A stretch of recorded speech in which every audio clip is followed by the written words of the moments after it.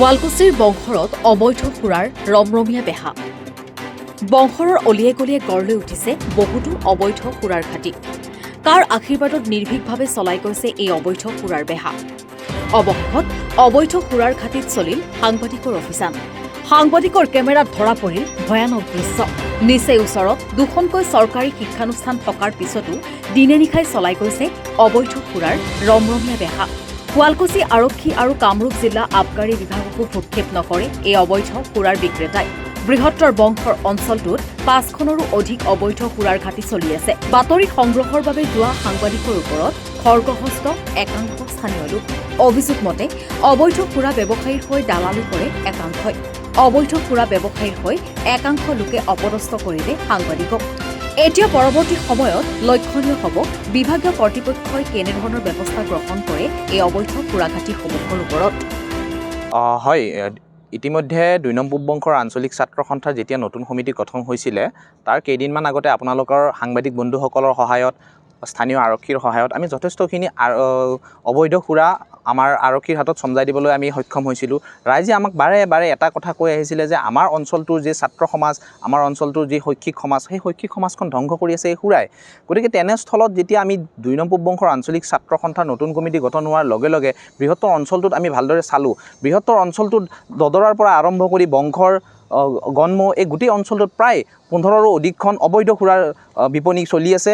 আৰু এই বিপণীসমূহক কি ধৰণে কোনো লাইচেঞ্চ নোহোৱাকৈ, কাৰণ এইখন যিহেতুকে আমাৰ গাঁও অঞ্চলত কোনো লাইচেঞ্চ নাই, কোনো একো নিৰাপত্তা নাই। গতিকে তেনে এক প্ৰেক্ষাপটত মই এটা কথা বাৰে বাৰে আমাক সাংবাদিক বন্ধুসকলকো মই অনুৰোধ জনাম যে এই বিষয়টোত আমি অলপ সক্ৰিয় হ'ব লাগিব আৰু আমাৰ যি অবৈধ সুৰাৰ এই ব্যৱস্থা খুব কম সময়ৰ ভিতৰত আমি সমাধান কৰিব লাগিব। ইয়াৰ এটা সঠিক সমাধান আমি বিচাৰি ওলাব লাগিব। আৰু যোৱাকালি মই দেখিবলৈ পালোঁ আমাৰ সাংবাদিক বন্ধুসকলকো তেওঁলোকে স্থানীয় কিছুমান লোকেও এই অবৈধ সুৰাৰ বিৰুদ্ধে যেতিয়া মাত মাতিবলৈ গৈছিল সাংবাদিক বন্ধুসকলে বিপদত পৰিছিল। আৰু তেনেকুৱা পৰিৱেশ যাতে পৰৱৰ্তী সময়ত নহয়, আৰু তেনেকুৱা পৰিৱেশৰ লগত আমি ছাত্ৰ সন্থাই সাংবাদিক বন্ধুসকলৰ লগত আছোঁ। আৰু ছাত্ৰ সন্থাক আমাৰ ৰাইজৰ সহায়ৰ প্ৰয়োজন।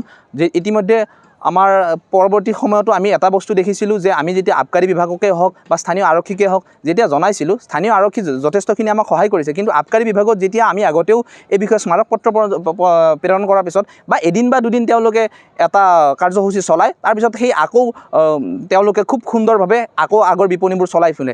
এই বিষয়ত আমি এটা সম্পূৰ্ণ সমাধান বিচাৰিছোঁ। আৰু সমাধানটো এনেকুৱা হ'ব লাগে যে পৰৱৰ্তী সময়ছোৱাত এই যে অবৈধ সুৰা বিপণী, এই বিপণীসমূহ সম্পূৰ্ণৰূপে বন্ধ হ'ব লাগে আৰু আমাৰ স্থানীয় যি যুৱকসকল সুৰাৰ কবলত পৰিছে তেওঁলোক উদ্ধাৰ হ'ব লাগে। ধন্যবাদ।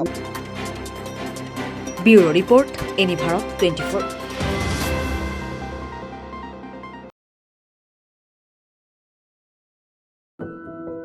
এনি ভাৰত 24ৰ প্ৰথম প্ৰয়াস জুবিন গাৰ্গৰ গীতৰ প্ৰতিযোগিতা। জুবিনৰ গানে কি আনে।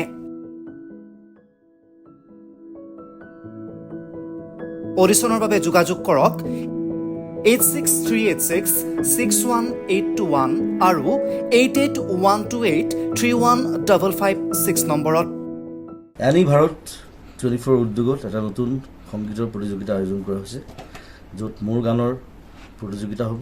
আপোনালোকে তাত প্ৰতিযোগী হিচাপে আহিবলৈ পাৰিব। আৰু মোৰ ফালৰ পৰা আন্তৰিক শুভকামনা জনাইছোঁ। আৰু অনুষ্ঠানটোৰ নাম হৈছে গানে কি আনে। সকলোকে মৰম জনাইছোঁ। সকলোৱে আহক, ইয়াত অংশগ্ৰহণ কৰক। Thank you very much. Love U.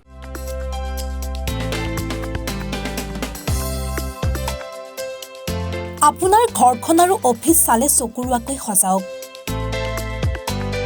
আজি আহক সকলো ধৰণৰ অত্যাধুনিক ফাৰ্ণিচাৰৰ বাবে চিটি ফাৰ্ণিচাৰ 6 মাইল গুৱাহাটী।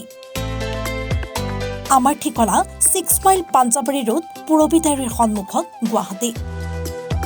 আমাৰ যোগাযোগ নম্বৰ 9435013969।